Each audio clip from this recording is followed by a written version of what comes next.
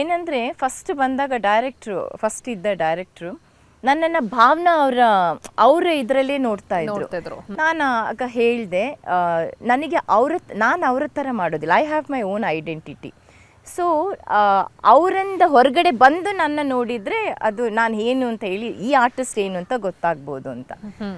ಅಲ್ಲಿಂದ ನನ್ನ journey start ಆಯಿತು. So they gave me the liberty to do ನನ್ನ ಸ್ಟೈಲಲ್ಲಿ ಮಾಡ್ಕೊಂಡು ಹೋಗ್ಲಿಕ್ಕೆ ಆ ಲಿಬರ್ಟಿ ಸಿಕ್ತು. ಮತ್ತು ರಾಮ್ಜಿ ಸರ್ ಕೂಡ ನನ್ನನ್ನು ಹಾಗೆ ಫ್ರೀಯಾಗಿ ಬಿಟ್ಟರು, ನಿಮ್ಮ ಸ್ಟೈಲಲ್ಲಿ ಮಾಡ್ಕೊಂಡು ಹೋಗಿ. ಹಾಗೆ ಇಟ್ ಬಿಕೇಮ್ ಏನು ಅಂತ ಹೇಳಿದರೆ like it's a part of my life, memorable part of my life. 4 years ಆ ಕ್ಷಣಗಳು ಎಲ್ಲವನ್ನು ತುಂಬಾ ಎಸ್ಪೆಷಲಿ ಮಿಸ್ಟರ್ ಗುರುದತ್ ಅವರು, it was a great on-screen husband. On-screen husband, it was a great journey. Off-screen, on-screen, is a kind person and a very jovial and kind person. ತುಂಬ ಖುಷಿ ಆಯ್ತು ಅವ್ರ ಜೊತೆ ವರ್ಕ್ ಮಾಡಿ.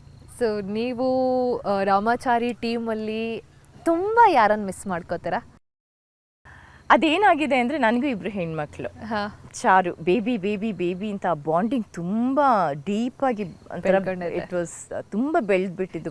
ಚಾರು ನಿಮ್ಮನ್ನು ಜಾನ್ಸಿ ಅಮ್ಮ ಅಂತ ಕರೆಯೋದನ್ನ ನಾನು ಕೇಳಿಸ್ಕೊಂಡೆ. ಮಮ್ಮ ಅಂತಾನೆ ಕರೀತಾಳೆ ಅವಳು, ಮಾಮ್ ಅಂತ.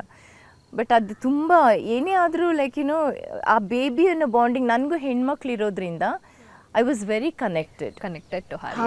ಹಗ್ ಮಾಡೋದಾಗಲಿ, ಬೇಬಿ ಅಂತ ಹೇಳೋದಾಗಲಿ, ಅದು ನನ್ನ ಮಕ್ಕಳ ಹತ್ರ ಮಾತಾಡೋ ರೀತಿನೇ ಅದು ಇದು ಪ್ರೊಜೆಕ್ಟ್ ಆಗ್ತಾ, ಇದು ಸ್ಕ್ರೀನ್ ಮೇಲೇನೂ ಅಷ್ಟೇ ಚಂದ ಬಾಂಡಿಂಗ್ ಬರ್ತಾ ಇತ್ತು.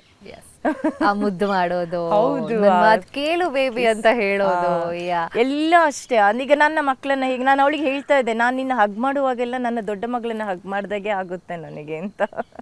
ಎಸ್, ಅಫ್ಕೋರ್ಸ್ ನಿಮ್ಗೆ ಆ ಒಂದು ಆಫ್ ಸ್ಕ್ರೀನ್ ಬಾಂಡಿಂಗ್ ಬಂದಾಗ ಆನ್ ಸ್ಕ್ರೀನ್ ತುಂಬಾ ಬ್ಯೂಟಿಫುಲ್ ಆಗಿ ಕಾಣುತ್ತೆ. Portrait also very well, very beautifully.